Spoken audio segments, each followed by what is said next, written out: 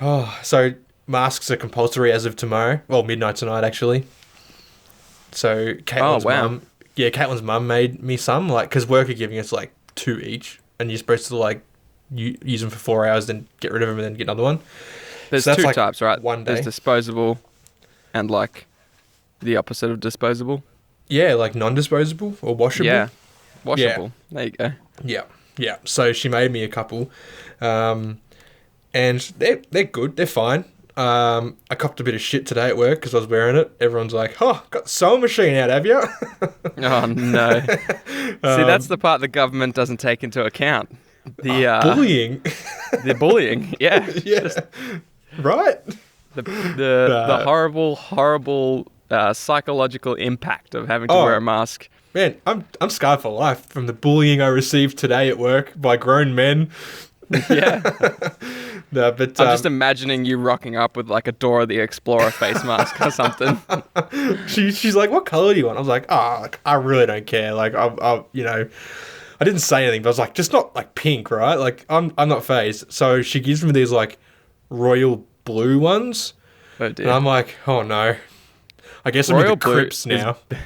Yeah, it's basically pink. It's like, this is gang affiliation. I don't want to go down the wrong suburbs, right? I'm surprised the guys had the balls to have a crack at you. What if they're like, Yeah. What if Shane's in a gang? Shh, don't say anything. Don't say. True. Nice mask, Shane. Don't say anything. They're brave, man. They got some cojones on them. Watch me turn up, roll up, yeah, you know I burn up, burn up.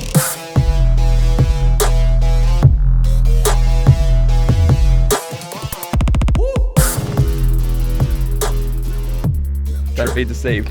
This is season No. 2, episode 2. Oh, this is. So, yes, as you haven't figured out, you are listening to Hobby Homies. We are your weekly wargame and board game podcast. My name is Shane, as always, joined by my co-host Fox. What's good? And today we're talking wargames, and more specifically, wargames that we don't think each other has heard of. So, less common ones that are not your 40k and Star Wars Legion and Age of Sigmar. Yeah, so this should be an interesting one. I'm actually super keen to hear what you've picked.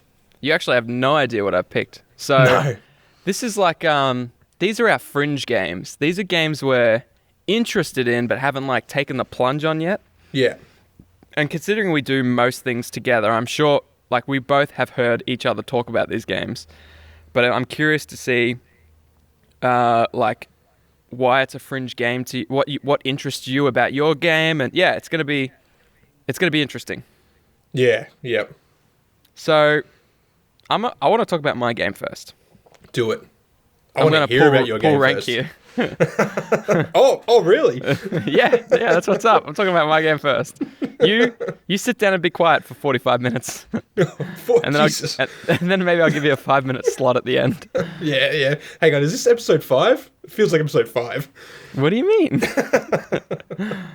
So, the game that's a fringe game to me, something that I haven't got into but I am very interested in, is Conquest: The Last Argument of Kings. Oh, spicy.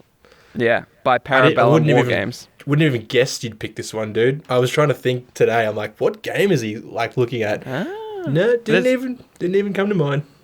Good. Yeah, I mean, you know me. I've got about 5 or 6 fringe games. But I thought, what's the next one I'm going to purchase? Because that's probably the one that's, I guess, the one I know the best, I suppose. Yeah. Anyway, I thought Conquest, I've been interested in a while. So I thought I would take the listeners through my exploration journey and kind of like the 3 phases of discovery that I go through. Yep. So phase number 1 is interest. So that's when I like first hear about a game and it piques my interest. There's usually something about it that I go, that's interesting. I like that. Then Okay. the second phase is affirmation. That's when something about the game makes me go, I'm at some stage, I'm going to get that game for X reason, whatever it is. And then number 3 is excitement. So there's something about the game that makes me excited to get it, to build it, to whatever. So first I thought I'll explain what Conquest is, just loosely, and then I'll talk about those 3 phases and what exactly about the game took me through those. If that makes sense? Nice. Yeah, absolutely, dude. Cool. So, Conquest, the last argument of kings. Now, I don't know about the name. I'll be honest. It's a mouthful. It's a mouthful. Yeah. Conquest is a cool name, but it's pretty generic, I suppose. You can't just call the game Conquest. No, because there's probably already 20 games out there called Conquest. I can actually think of a computer game I used to play when I was a kid called Conquest right now. Well, there you go. Yeah. There you go. That's what they're competing with. This game, man. that computer game you played 20 years ago. Oh, man, dude, that was before, like, Steam, right? So you didn't have a library. You got the dusty old CD case, and you put the CD in the computer to play the game. And if that somehow had a way of, like, clocking hours, like, Steam does nowadays, oh, man, it'd be, like, tens of thousands, I reckon. Oh, my goodness. That and Rise of Nations, oh, man. Anyway, back to your game. You know what? Side tangent. I never realized this, but Steam is owned by Valve. And the irony of that, or I guess the clever pun, is that Valve released Steam. Yes. And Valve's released Steam. Anyways. This is just new to you now? It's one of those things you'll learn later in life than you're supposed to, I guess. Anyways. I would have kept that to myself. Conquest. We could edit it in post. We'll replace it with a Wikipedia article to make me sound smarter. Okay, yeah. Conquest. The last argument of kings. I watched a video today, actually. And a guy made an interesting point. He thinks maybe the name got lost in translation. Like maybe... Because the last argument of kings, it sounds like people are fighting over, like, I don't know, somebody's girlfriend. Or like... Yeah, or like the last Lamington.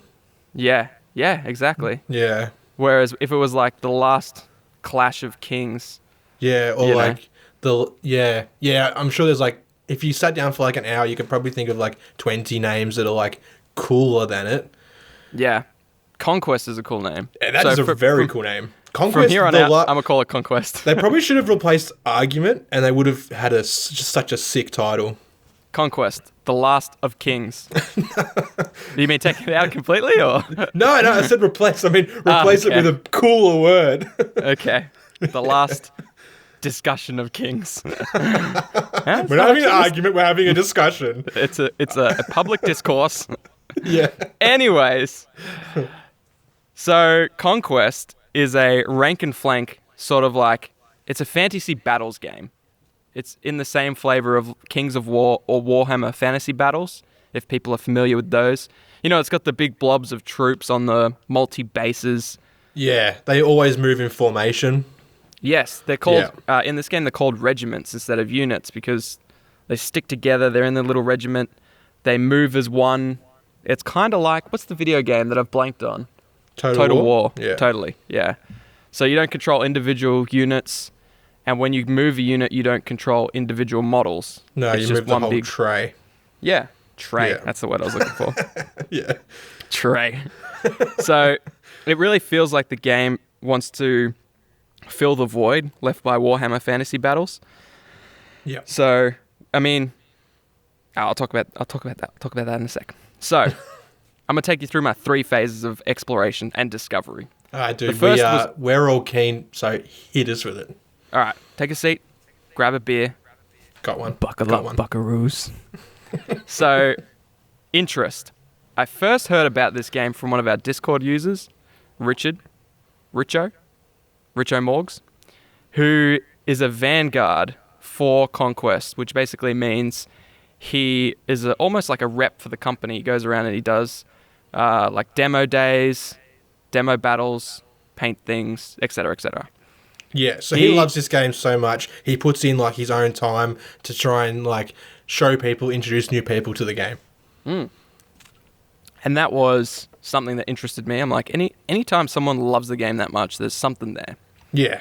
So, he was in our Discord posting pictures of his painted models, and I was like, well, hold on a minute. These models look fucking sick. Yeah. And then I saw some posts of him running demo games. I think it was on a Facebook or something, and I was like, even for the demo games, it looks quite cool. Yeah. Just like, I guess, like you and I got into Wargames when Age of Sigmar just came out. Yeah. So we kind of missed out on that big rank and file fantasy battles genre, I guess. Yeah, yep. And so all that, like seeing the cool models, seeing the demo games, seeing that big mass battle style, that interested me. And that's kind of where the interest stopped. In fact, I was like, well, I'm so interested. I made Richo a Conquest channel in our Discord. And I was like, dude, anytime you got stuff, just throw it in there, man. He's got these really cool painted knights and these cool characters. And I was like, I just want to see more of that. So I love the models, but I'll take you to what confirmed in my heart that one day I will own this game. Okay. And this is a bit of a unique one because normally it's rules or particular factions or it's, lore. But for this game, it was actually the starter set, just the sheer value of the core box. All right. Okay. So I'm gonna rattle off what the core box includes, and then I'm gonna make you guess how much you think it is. I think I've actually already told you in the past, so you might you might know. But I could probably, if not, I could probably make an educated guess. But okay, so the core box is like a starter set. So it's got all the cards because each regiment has its own card, which I'll explain later. It's got all the dice you need, all the rule books, model markers, everything you need. And it's got 2 factions in it. It's got 40 100 Kingdoms miniatures, which are 100 Kingdoms is one of the 2 factions in the starter set. So It's 24 like foot soldiers, 12 crossbowmen, and 1 mounted noble lord, nice. which is like a character. The bad guys spires, I should say, have 30 miniatures, which are 24 like drones, like foot soldiers, 3 big brutes, 1 massive abomination, and 1 like pharaohmancer, they call it. Okay. So all up, you get 20 cards, 12 dice, 1 rule book, 6 model markers, and 80 miniatures. Damn. That's terrible maths. I've said 70 18 miniatures, but it's 70, right? Yeah, 30 and 40. I don't know where I got the extra 10 from, dude. I'll be honest with you. I saw on the website it said 80 miniatures, but yeah, there's 70. Anyway, 70 miniatures. So I thought the best comparison was Star Wars Legion, which is their core sets are considered really good value. Yeah. And I think Star Wars Legion for the core set is like 130, I want to say. Yeah, I think the first edition is 130 and the second edition is like 160? 60? Yeah. 70 maybe? And Depends both where you of get it those. from. Yeah. So the core set at $130 comes with 33 models. Huh. Okay. This comes with 70. Yeah. And all the, they both come with the rule books, dice, everything you need to play. So I thought the model count was a better representation. So given that it has twice as many models, what do you reckon it's worth? Oh, man. I'm going to say $150. That would be a steal, wouldn't it? It would be. Like $20 more for twice as many models. Yeah. And the quality seems to be very comparable with maybe even better than some of the Legion models. Oh, and it's plastic too, hard plastic, not resin like the first Legion ones were. Yeah. Anyway, it's $130. Damn. Which is insane to me. I'm like, Yeah. for $130, you split that with someone and you get 40 or 30 models for $70. Yeah, man. And some of these are dope models, like the brute drones for the spires or the mounted noble lord. I mean, yeah. I was just like, well, of course, just on value alone, you just get a heap of models to paint for $130. It's just, I was like, well, yeah. So that was the affirmation for me because I was like, well, why wouldn't you get that? You can play it straight out the box with a friend. You've got 2 balanced forces. You've got the rules. You've got everything you need in one kit for $130. Hell yeah. That's like cheaper than a board game, man. Yeah.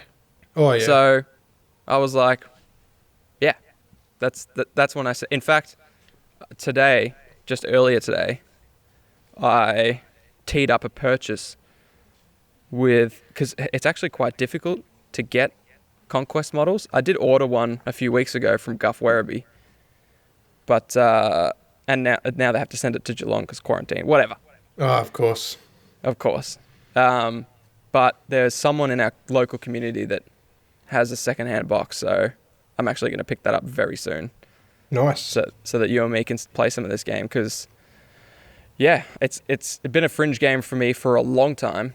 Yeah. And now I was looking at the starter set, and I'm like, that's just insane value. You can't like like I said, models alone, you got to do it. Anyway, yeah, I remember when Richo was posting the how to paint videos in the channel. Yeah. Yeah. Sorry, you just caught me deep throating a beer there. I could hear. So that was the affirmation. That's what made me go, yep, I'm getting that. The excitement comes from a few different factors, and it keeps, every time I read more, I get more excited.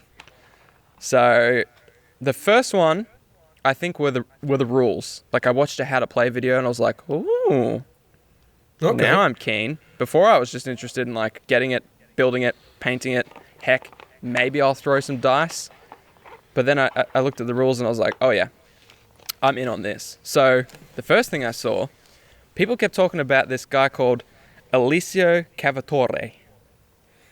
Nice. And I was like, why is it important that this guy wrote the rules? Well, old mate was an employee of Games Workshop. So he wrote several supplements for Warhammer Fantasy Battles. Okay. He helped design Mordheim and was one of the leads on Lord of the Rings strategy battle game. So The Hobbit, whatever it's called now. Yeah, yep.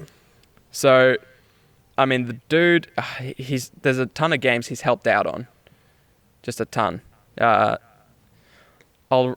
Some people might know these. So he also helped write the games Hail Caesar, Pike and Shuttle, Black Powder, Bolt Action, Conflict 47, Beyond the Gates, and he also worked for the company Warlord Games, which, heck, we've heard of. We have heard of. I use their product for my basing. Yeah, and they are the ones that did Test of Honor before Grafenau Games took it. Oh, yeah, true. It was his baby. They were producing it. So, but yeah, I mean, if you look at those, his big three, Warhammer Fantasy Battle, Mordheim, Lord of the Rings, he's definitely got a type, and he definitely knows how to write a rule or two. Oh, yeah, and Bolt Action is like one of the big World War II strategy games. Yes. Conflict 47 is a really sweet alternate history. What could have happened if World War II kept going, hence 47. That's a game I've been looking at for ages, man. But is that your never fringe got game? into. No, it's not. Oh, okay. All right. Well, that would have been a good tie-in, but no, it's not. it would have. Damn it, Shane! You ruined this entire episode. God damn it! Let's just cut it now. There's no point in continuing. Yeah, why should we even keep going, man? Nah, I don't reckon. We cut it from here. So, yeah. So this guy wrote the rules, and I was like, okay, that's sweet, but I don't really care. You know, like you can be Beethoven writing the rules. I don't give a shit. Tell me about the rules. So. Yeah, although I guess if Beethoven wrote some rules, I'd probably play that game because of Beethoven. True. What's he doing writing rules for a war game? What I know, right? Beethoven, you silly sausage. What are you doing? I'm talking about the dog Beethoven. Oh. You seen that movie? No. I was thinking you're talking about the guy that used to play piano. Yeah, that guy's named after a dog. A big... No, dude. I think it Check your might facts, be, dude. Check your facts. So... I'm wrong. Yeah, the rules. First thing I frothed. This had me drooling. Alternate activation. Hell yeah. Yep. That was one of the rules that just... it's just objectively better, right? Because, like, it's a big problem that Warhammer 40k has where it's like, you go, I go. And it's like, well, I went and half your army's now gone. So what are you going to do about that? It was a almost whoever goes first wins kind of thing at one point. Yeah. Yep. It was like, oh, you got first turn. Well done. GG. Yeah. Yep. So alternate activation is great. Not very unique. Here's where the unique mechanics kick in. And this is interesting. So each of your regiments has a card. And these cards go in order in the command deck. At the start of the turn, you pick the order of what you're going to activate and when. Okay. So that's interesting, right? Because Star Wars Legion is alternate activation, uses a deck of tokens, but it's random. Yeah. So you pull one off, and if it's a troop, you can activate any of your troops. So I always liked that style of activation, but this was interesting. This is a whole new level of strategy because you're building your turn order of what you activate. However, if you misplay it, say you have a unit and you're like, I'll activate that last because it's just, I want to make sure all my big dudes do all their damage first. Yeah. By the time you get down to that little troop, that little battalion of crossbowmen, if you've put that like second last, it might not be there when you draw the card. True. Because it's alternate activation, you might just slowly watch it get picked away at, and then you draw a card and you've wasted your turn because you said, oh, I'll activate this guy. He's not there. See you later. Now you have another turn. Oh, so if you draw a card which is for a unit that's been destroyed, you just miss out. Yeah, as far don't as I draw know. another yeah, one? Yeah, because it's just not on the table. Oof. So I was like, this is interesting because it requires a lot of, and this is a common thing I saw about the game, is that it is about list building, but it's actually more about what you do on the tabletop, which is unlike a lot of war games where it's mostly about list building. Yeah. And then you've just got to execute on the tabletop. So I really liked that aspect. And like that chess style, like having to plan that many turns in advance. Yeah. And trying to predict what your opponent's going to do, but then sometimes you should just like activate a unit that doesn't really make a lot of sense just to throw your opponent's entire game plan off it just was very cool. Okay. So another mechanic that I frothed is, I don't know how to explain this mechanic. Well, first I'll explain that all your regiments have 2 actions on your turn. So they can pick from a list and do 2 of them. Yeah. So instead of just 1 or whatever. So that's kind of cool. So you can activate it and just like move or shoot or charge or attack or whatever you need to do. Okay. Or I guess attack twice or move twice, that kind of stuff. So, but they have this thing called dynamic deployment, which basically means nothing in your army starts on the board. You actually slowly deploy it. You start rolling off from turn 1, and things can come in whenever. Which is interesting because on the board, your furthest unit forward creates an invisible line. Okay. And you can deploy anywhere along the edge of the table up to that line. Yeah. And the opponent can push back that line by crossing it. So it's like a live deployment zone. So yeah, it moves. it's like a tug-of-war live deployment zone, exactly. Yeah, that's cool. Yeah. And you've got different unit classes as well, light, medium, and heavy. Yeah. So lights can come on as quick as turn 1 or as late as turn 3, whilst heavies might not show up till the 5th turn. Wow. So it creates an interesting dynamic where your heavies don't actually cost a lot of points for big, devastating units because they might not actually come on the board till turn 5. Yeah. Yep. So, and they've all got different roles. Like your mediums are usually like either line holders or line pushers, and it was a whole very cool. They're focused definitely on the tactics and strategy and making a very interesting and unique mechanically game. Yeah. Yep. So, and that was the first of 2 things that made me excited for it. The second was how young the game is. It came out last year. And last year, 2019. 2019, yep. Damn. And so it was kind of met with like, at least I think the core box came out last year. I should actually check when, I'm pretty sure it was 2019. So that's probably, I'd say it's probably around the same time as that Marvel game. First publication's 2018. Yeah. But the core box 2019. Yeah. So it was competing with Marvel and some of the Batman games. Yeah. And when did Legion haven't done come out, well. actually? 2018 as well, I think. Yeah, it might have been, or maybe very late 17. No, probably 18. Yeah. So same. Yeah. Like I guess Star Wars Legion is a pretty big competitor. Yeah. And what made me excited is it's following a similar path to Legion in that it came out with just 2 factions and was met pretty quietly. Okay. Yeah. Like Star Wars Legion was, a few people got into it because it's Star Wars, but at the Yeah. end of the day, there was only so many, you're playing the same battle over and over again. Yeah. Because you had the core set and maybe a couple expansions, and it wasn't really until year 2 when they got another 2 factions and a heap of expansions. Oh man, That there's it so started- many now. Yeah, that it started to like pick up. And I'm Yeah. seeing similar things with Conquest because now it just increased from 2 factions to 4 factions, and it has a heap of expansions, and now it's starting to like pick up. So Oh, cool. yeah, that's the second thing that makes me excited is that Yeah. it's growing. It didn't just come out, fizzle out, and it's dying. Quite the opposite. No. It's just like it's Star Wars Legion in it. It's getting bigger. Yeah, yep. That's probably the clever way to go, like to play it safe, like just release a smaller side of things and then grow it. Yeah. Yep. Give That's something really people cool. to play with.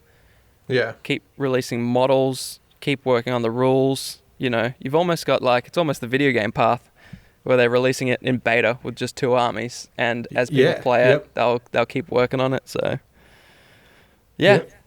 Clever. Conquest, The Last Argument of Kings, will be the next game I get into because Nice. I've already purchased some models. So I'm Very curious nice. to see. Oh, it also looks brutal. Things just were. It's so fast, man. Like I was watching a demo game, and it was like this thing attacked this unit, and it just died. Stuff just died. It's like such a back and forth, vicious, and they can afford to be that deadly because it's alternate activation. Yeah. Whereas Yep. if things died that quickly and you had one whole turn for all your units, the other person would have nothing. Yeah. Yeah. Whereas that makes sense. Yeah, so it's allowed to be. I think it's just basically something attacks you, you get 1 save, and then it just dies. So yeah, it was Okay. really cool. So you go through 3 phases. So the first phase is your ears prick up at the Yep. at the game or whatever it is. Yep. Second The tail phase, starts wagging. Yep. start sniffing around, looking pretty good. And Yep. third phase, you're loving it. You're all over it, Yeah. which is where effectively. you're at. Effectively, which is where you're at now. Yeah. So, for you to get into a game, do you have to tick all those 3 boxes, or would 2 of those 3 spark your interest? Like, Nah, it's got to be. It not only has to be those 3, it has to be those 3 for a period of time. okay, yeah, So like, I went through all those phases: interest, affirmation, excitement. Like when Richo started talking about it, I don't know how many months ago. yeah, And it's just like revisiting it again these last few weeks. I'm just like, I'm still as keen for this game as ever. Not only that, Okay. but it's got more stuff. The only thing, my only hesitation and reservation is 0 community. yeah. But it's definitely like, I mean, if I want to play games with people, I've got games. This is a cool little one where I can get the box, paint up 2 armies, and then just have people over and be like, hey, let's play Conquest. I'll teach you how to do it, Yeah, man. And like, that's only for now. Like, who knows what's going to happen in the next 12 to 18 months if they're going Yeah. to keep releasing games and expansions and content for it. Like, Yeah, it could, exactly. It could pick up and have a good little, following, especially down here where we are. Yeah, exactly. It's definitely the type of game that could go off down here. Its main Yeah. competitor at the moment, I think, is A Song of Ice and Fire. Oh, yeah. Yep. That's the, what do you call it? Game of Thrones game? Correct. Yeah. Yeah. Similar thing. Started out pretty quiet Yeah. because it just had the core box with the 2 factions, but it started to pick up as well. Yeah. But I think the rules on Conquest give it the edge in my mind. So yeah, but yeah, definitely for me to go all in on a game, it has to tick all those boxes, and it has to tick them all over the span of a few months. Yeah. Nice. Just to make sure I Nice. don't get, because I'm a millennial dude, you know me. I'm just like, I see something, I'm like, hey, it's got zip pay. Heck yes. True. I'm gonna buy that. Can I afford it? Hell no. Don't need to. Got zip pay. So Yeah.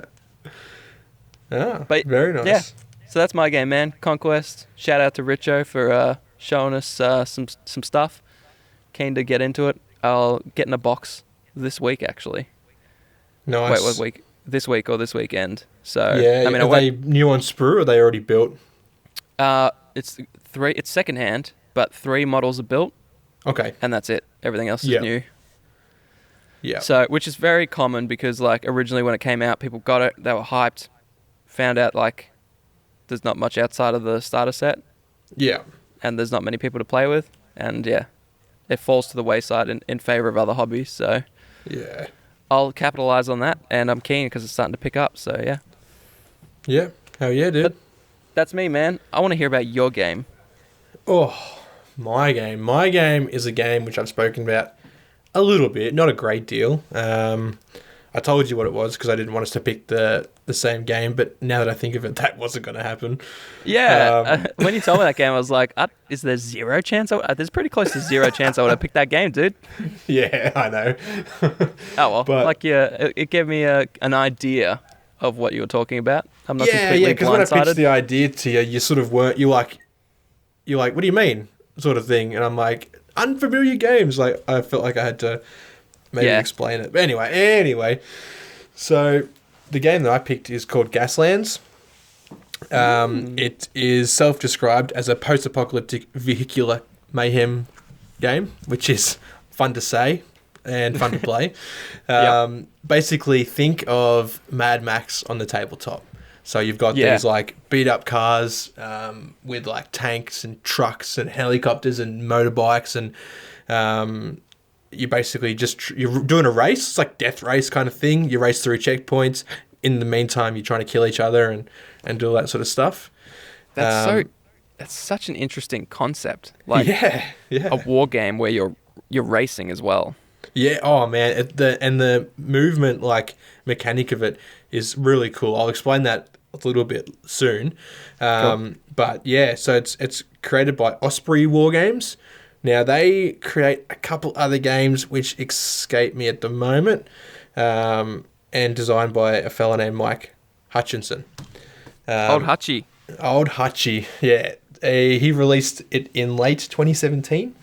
The original version was a 64-page rule book, soft cover, and they've not too long released Refueled, which is like, I guess, their second edition, which is 192 pages, and it's a hardback, so it is thick boy compared to the first edition book. That is a thick boy. Can I Yeah. just interject momentarily? I'm pretty Yeah, sure dude. Osprey Games is who did Bolt Action. I think so. Yeah, maybe. I'll You got suss the that power out. of the internet at your fingertips? I do, but it's wireless and I'm in my shed, so I've kind of got the power of like 1995 internet. I'll do it. Osprey. I think it's pronounced Osprey, dude. You're going to make a lot of people mad. My bad. Isn't it a bird? Is an osprey a bird? I got no idea, dude. Osprey Wargames. Here we go. Let's quickly have a gaze at what they've created. A Billion Suns. Oh, that's what I'm looking at too. That looks pretty cool. Men of Bronze. There's a few that I don't Osprey. know. Oh, Jesus. Osprey. Got you. I got you, fam. Thanks, man. I needed it. It is a bird. No, none of these. No. Is Bolt Action there? Sorry, did you say that? No, I didn't. Well, I can't see it. Anyway. Bolt Action. Is it there? Osprey Publishing. I see it. Oh, okay. I googled Osprey and it wasn't on their front page, which is interesting. We've got different internets, my friend. True. I'm on the Osprey one. Ah, true. Yeah, you got to pronounce it correctly, dude. Otherwise, it takes you to the wrong page. Exactly. It's called it's a sea hawk or a river hawk or a fish hawk. Fish hawk. So it's a hawk Should- of some kind. Interesting. Yeah, mate. Yeah, that is the assumption that it is Yeah. a hawk. Yeah. Anyways, So I don't go through such a lengthy process of becoming interested in a game like you do. Something tickles my fancy. I normally just pull the trigger and get it, and then sometimes regret getting it. Gaslands isn't one of those games. Even though I've only played it once with the boss, she enjoyed it. She had fun. I haven't played it since, but the beauty of it is you don't buy models for it and build an army like you typically would. You go to the old Kmart or op shop, or you go and find the neighbor's kid and you steal some of his Matchbox cars and you use those. That's right. Yeah. This seems. Yeah, I'm remembering this now. It's a vivid memory of you telling me that I think you showed me a Matchbox car, and you're like, I'm converting this for like a war game. I was like, what on earth are you talking about? Probably, It's gonna be the yeah. wrong scale. I'm just thinking of this thing next to it. It's like a skateboard for a Primaris. I'm like, what is this Yeah. guy doing? Yeah, yeah. So I went to like Kmart or Big W or whatever and just bought a couple of cars and like just primed right over them, dude. Pulled them apart, pulled the fake windows out and put it back together, and then just primed that sucker. Started painting it. Stuck on like some guns and some armor plates and really Mad Maxed them up. Where do you get those like guns and armor plates from? So the armor plates I've used is like, diamond plating or checker plating, that like the metal, which is like diamonds. Kinda, yeah, kinda. It's on like the sides of trucks and the back of utes and stuff like that. Yeah. Sometimes those footsteps on utes are made out of it, but I got a scale, like a A4 size sheet of that scaled from Tate's, Toy World in Geelong there. Yeah. And I just cutting that up, man, and just like sticking it on the side of it. And the diamonds are probably a little bit big at that scale, but it looks cool. Like, it looks fine. So I just use that. And the guns, I've just gone through my bits box, man, and just like chopped up some hot shot las guns from when I had all those Scions. Oh man, that's so cool. So like, you basically scratch built the models for a game, and like, which makes sense. I think Osprey does that a lot, right? It releases rule books, and then it's kind of like get your own miniatures, Yeah, pretty much. Like Bolt Action just uses like I'm gonna pronounce this wrong again, but I think it's like Itali or something like that. It's like one of the big model makers, like historical model makers, at like I don't even know what scale it is, 1/64th or something like that. This like standard tanks and that you can get. Like they use that kind of miniatures as that's kind of scale, so it's a pretty big scale. Right. And like it's just that's like I started writing a pro and cons list for this game, right? But I'm like, I just can't really think of any cons. Like, so I've got all these pros and just no cons. But not necessarily a con, but it was the fact that you had to actually kit bash or customize if you really wanted to like spruce your miniatures up. Some people aren't into that. They just want to buy it, build it, paint it, not have to like convert it and cut bits up and stick bits on it and stuff like that. But man, you can just get a car out of the box and just use that. Like, you don't have to kit bash them and customize them. Yeah. It seems so cool, man. Like, I mean, you've got a car there that's probably no one else has that same. Like, no one else has that same model. They might have that same car, but chances of them getting that same checkered diamond plating, and that's the cool thing about kit bashing. You make your own thing, but yeah, it's super unique. Yeah, that's so cool, man. Yeah. So yeah, it's just fun, man. Like I really froth that kind of stuff, like the customizing of models and that. So I went to my old man's joint and found like a box of old Hot Wheels cars I had when I was a kid, and I just like took them. It's like, what are you doing? I'm like, oh, these are mine. These are mine now. So I took him home. You knew I would come back for them. Yeah, he's probably glad. He's like, take the rest of your shit while you're here. He's like, why has he still got them? Or he's like, God, man, I've failed. He's coming back for his Hot Wheels. What's going on here? True. He's starting to relapse. Time's going backwards for him. But I got like a plastic bag just full of these like cars. Like, man, there's probably like 30 in there, if not more. How many do you need to play? Oh, like one? Yeah, you could play with one, but like 2 per player would be perfect. Because you get like a currency to spend on your models. They call it cans. I guess it's like cans of fuel or cans of beans or something like that. And like your car's like flat 10. You add your guns for like 5 or whatever. And it's really cool because it uses a couple of different. There's like firing arcs, so you can have like front mounted guns, side mounted guns, or you can put them on a turret. So they have a 360 firing arc. Okay. So that's really cool. Like if your car's kind of slow, you could put some forward-facing guns to shoot everyone that goes past you. Interesting. Yeah. Yep. And you can like armor up the back if you get like rammed and all that. There's like, oh man, it's just so cool. And there's been 4 free expansions since they released the game. One of them was including a war rig mini campaign, which is basically like, the big truck in like Mad Max. It's like I don't know if now's a good time to tell you. I've never seen any of the Mad Max movies. Oh, I think I lost you there for a second. No. You did, but I'm still here. Yeah.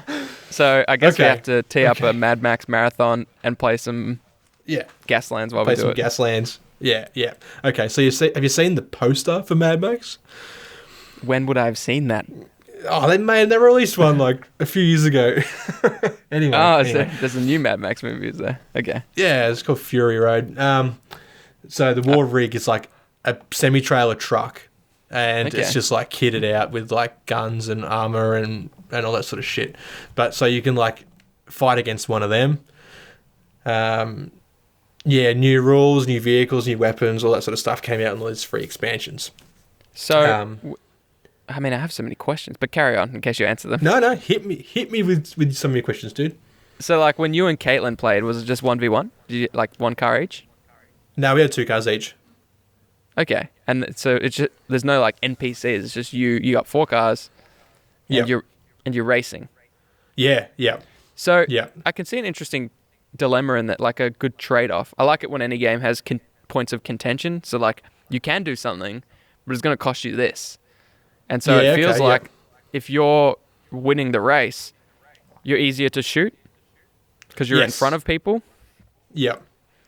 So it's like, yeah, that's interesting. Yeah, but you've also got like cool weapons. Like you can like Mario Party it and like drop a banana peel, which is like a oil slick. So if cars drive over it, they like spin out of control. Yeah, and so most people play like a figure 8 map, which is kind of cool too, because then when you come to cross in the middle, like there's chances that you can have like collisions. Ooh. And OTP, the Australian terrain printing company, I can't remember what it's called. They 3D print terrain. They have shitloads of products like weapons, accessories for your cars, terrain, like templates, because it uses a template system for moving. Cool. Like you got like different turns and different swerve templates, and it uses a really interesting gear phase. So like, how can I explain this? So each turn that you move, so you start in the first gear. Everyone starts in first gear. So Okay. each turn, the gear phase moves up. Some cars have like max gears, so it goes from first gear till 6th gear. So Okay. really fast cars will be able to move in their 6th gear phase, where slower cars will, like at gear phase 4, they can't do anything else for the next 2 turns. That's I guess how they implement like the speed of vehicles. I was going to say, so I guess the cars that can go 6th gear move in their 5th and 6th gear phase to Yep. represent them going faster, I guess. Yeah, that's right. But they What's the- generally have like fewer hull points, or like at faster speeds you can lose control. Ooh. You have like hazards, which are like tokens that you get, and like every time you do a difficult maneuver, there's a chance that your hazards can cause you to like spin out of control or slide or flip. It seems like a really deep rule book. It's, yeah, look, there's a bit in it. I was having a flick through it before we started recording tonight, and I was like, this is a bit more than I remembered it to be. I think the templates are probably the only thing which make it more difficult. But once you've sort of done it a few times, like by the couple of turns through, you sort of know what you're doing. You roll these dice and you get like shift dice.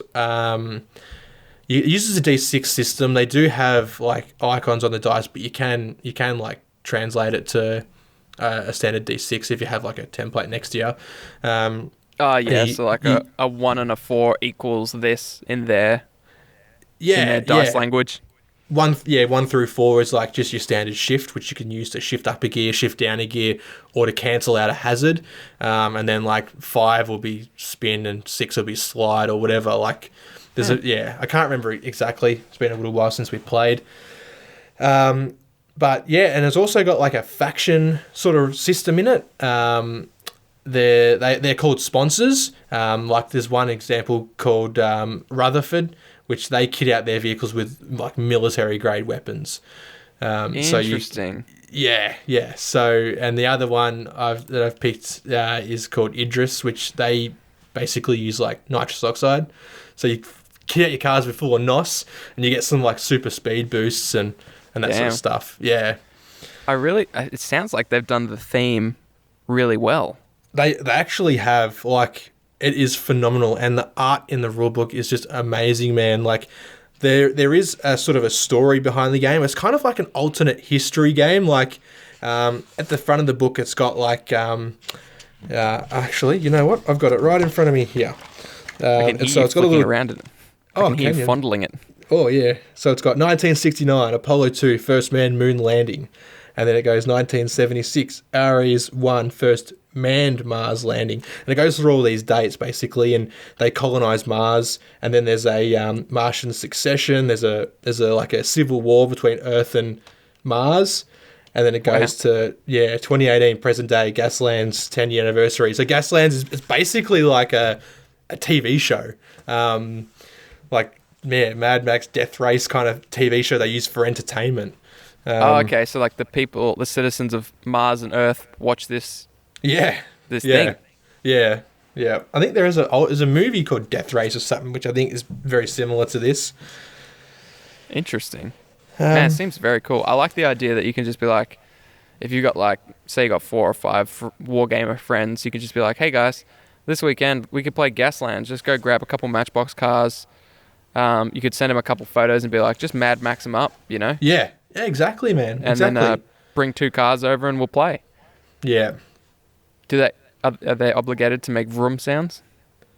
No. Room sounds is completely optional. Okay. It's encouraged though, so. It is encouraged. I thought so. Yeah. Full vroom, pew pews, and psh when you're hitting the nos. Yeah, exactly.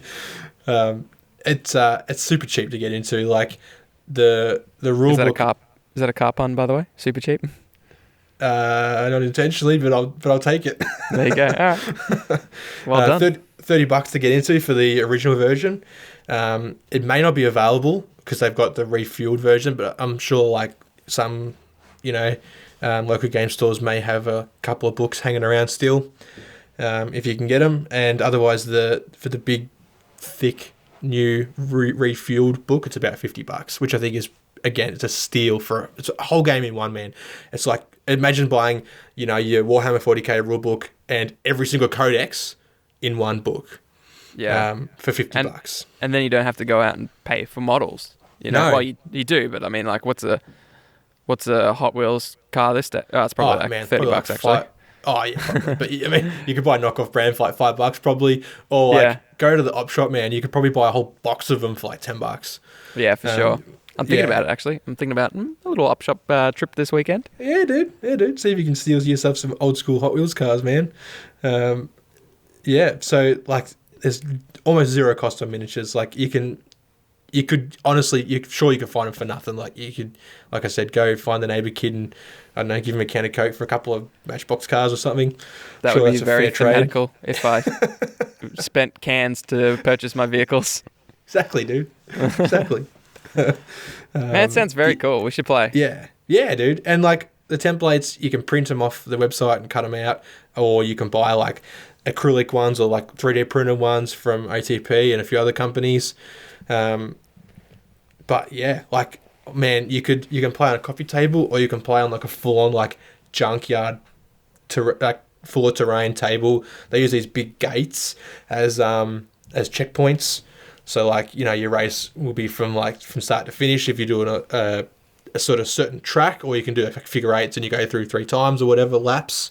There's a few cool rules where like your guns don't become active until you get through the first checkpoint, so no one can like shoot each other right off the starting line. Okay, which I mean, because it's an entertainment thing, that makes sense because like. Yeah. It's a sport. It's got rules. Oh, exactly, dude. Exactly. Like, all right, everyone, you know the rules. Make sure you wear your helmet. No one shooting on lap 1. Seatbelts are optional though. Helmets compulsory. Yeah, gotta stay safe out there. Seatbelts optional. Helmets, we don't muck around. We don't want anyone getting a concussion out here. Oh no, just death. Yeah. No brain damage. You're either dead, alive. Yeah. That's cool, man. That's the game that I've had dipped my toes in a little bit and fairly interested in. I haven't got refueled. I have got the first edition rulebook though. I probably will pick up the refueled book though, just because like, man, I just can't get over like the size of it. Like nearly 200 pages. Yeah, It's just damn, massive. They must have that's a big combined boy. all the current expansions, I suppose, but to like triple the size of the rule book, the first edition rule book. That's which the was good thing 60 about, pages.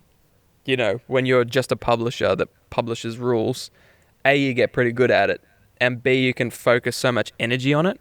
Yeah. You know, you don't have to worry about like production or customer relations or like anything really. It's like, Nah. hey, we print a book, we can just pour all of our 100% of our time into the rules. Yeah. Let you guys know like how to convert things. But I mean, yeah, apart from that, it's like you bring the models, we'll bring the rules. So yeah, it's cool. Yeah, absolutely. And like it's pretty smart on their end as well. Like, you know, it doesn't have massive overhead costs to start with. And to make it even easier, dude, like I've seen games that just release as like PDFs that you can like pay to download. Yeah. So then like what costs have you had in that? Maybe some art that you had designed or whatever. That's about it really, or someone to put it all together. So yeah, there's heaps of cool games, man. I sort of struggled to pick between the few that I wanted to talk about, but this was I couldn't not talk about this one. I am excited to see, because we've got a Journey Into series on the podcast where we document our journey into a game. So that's one that we take the plunge on. We decide we'll get the starter set or a bunch of models. We'll build them, paint them, play together, review it, do battle report, all of that. We go in. I'm interested to see with this series on games that we haven't quite taken the plunge on, which games that we talk about on this convert into those Journey Into games. Yeah. That'll be interesting. I'm keen to see. I like this episode. I want to do this again because I can still think of a bunch of games that I'm like on the fringe of. Oh yeah, dude. Absolutely. But yeah, this is fun, man. Yeah. Well, that's our sort of I decided to call it unfamiliar war games. So I'm sure most of you guys have probably heard of either, if not both. But these are sort of games that we thought may be unfamiliar to each other. Yeah. Yep. Yeah. I like it. Fringe games of sorts. Oh, not even fringe, because some of them are probably pretty popular.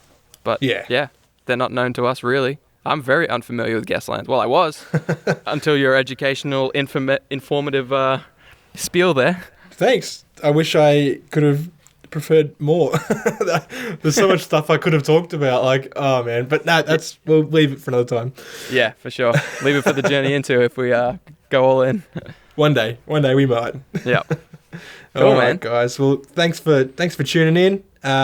Hoping you guys are digging the new intro track that Patreon Mike D, aka Packed Lunch, put together. The thick beat. We are the boner jam. Yep. Oh yeah. And you've probably again realised already we're doing another Discord episode.